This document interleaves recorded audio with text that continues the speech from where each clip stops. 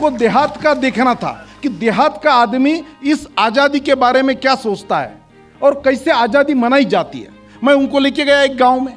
अब गांव में जैसे होता है हम सबको मालूम है कि वहाँ पर सुबह झंडा फहराया गया था।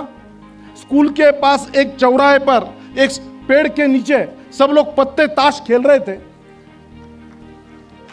हमारे आदरणीय जिनके हम प्रतीक्षा कर रहे थे, ऐसे आदरणीय श्री श्री रविशंकर जी का आगमन हो रहा है।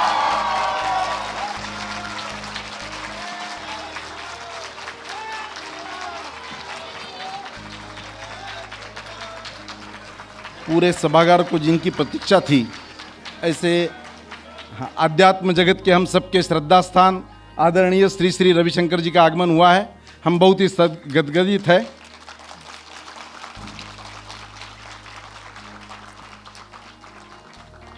तो मैं कह रहा था, वो पत्रकारों को लेकर जब मैं गया तो वहाँ जो ताश खेलने वाले लोग थे उनको उन्होंने सवाल किया कि आप ये क्या कर रहे हैं। उनका आपको दिखता नहीं हम ताश खेल रहे हैं। बोले ताश क्यों खेल रहे हैं? बोले क्यों नहीं खेलना चाहिए? बोले नहीं, इस समय का आप कुछ सदुपयोग करते, आपके जेब में 2 पैसा आता तो आपका स्टैंडर्ड ऑफ लिविंग बढ़ता, आप जरा अच्छा खाते पीते। तो बोले उससे क्या होता? बोले उससे आपका आनंद बढ़ता, आप खुशी बढ़ती। बोले आज हम कौन से दुखी है। ये स्थिति थी आज़ादी के 50वें दिन के बाद। और आज देश का हमारा आज़ादी का 75वां अमृत महोत्सव ये केवल सरकारी रेजोल्यूशन तक सीमित नहीं है। अलग अलग एनजीओ, संत महंत, देश के उद्योगपति, व्यापारी, किसान, युवा इसकी चर्चा कर रहे हैं। ये चर्चा का क्यों माहौल हुआ? देश में केवल रेजोल्यूशन पारित कर परिवर्तन नहीं होता है। परिवर्तन करने के लिए प्रत्यक्ष उपक्रम करने पड़ते हैं और वो उपक्रम कार्यक्रम तक सीमित नहीं रहते। आज़ादी के 50 साल बाद जब हुई थी यात्रा, एक जगह मैंने सुना था कि सरकारी कामकाज और जिस प्रकार का परफॉर्मेंस इस देश में हो रहा था, उसने कहा 1 स्टेप फॉरवर्ड, 2 स्टेप बैकवर्ड और पोजीशन ऑकवर्ड, ऐसी स्थिति थी। लोग देख रहे थे, किसी को सुध नहीं थी।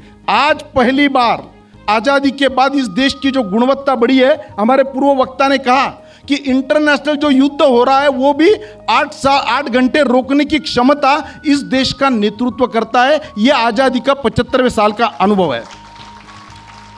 और आज इस मंच पर परम श्रद्धेय रविशंकर जी के उपस्थिति में ये जो कार्यक्रम हो रहा है वो केवल सुदर्शन क्रिया, सहज समाधि, प्रज्ञा योग तक अगर केवल सीमित रहते तो इस मंच पर वो नहीं रहते।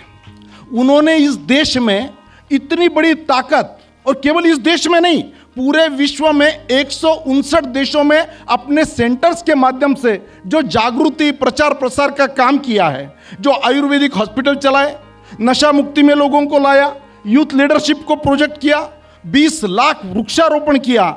मेरी दिल्ली मेरी यमुना का तो दिल्ली साक्षी है। 300 गौशालाएं चला रहे हैं।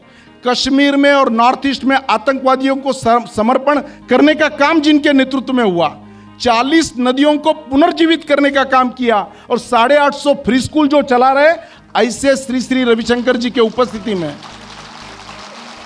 ये आज़ादी का अमृत महोत्सव हो रहा है। ये लैंडमार्क के रूप में है, केवल एक कार्यक्रम तक सीमित नहीं है। केवल सदनों, केवल लोगों में चर्चा कर विचार देकर परिवर्तन कभी नहीं होता है। उसके लिए जीता जागता उदाहरण सामने लगता है। वो श्रद्धेय गुरुदेव जी हमारे सामने है।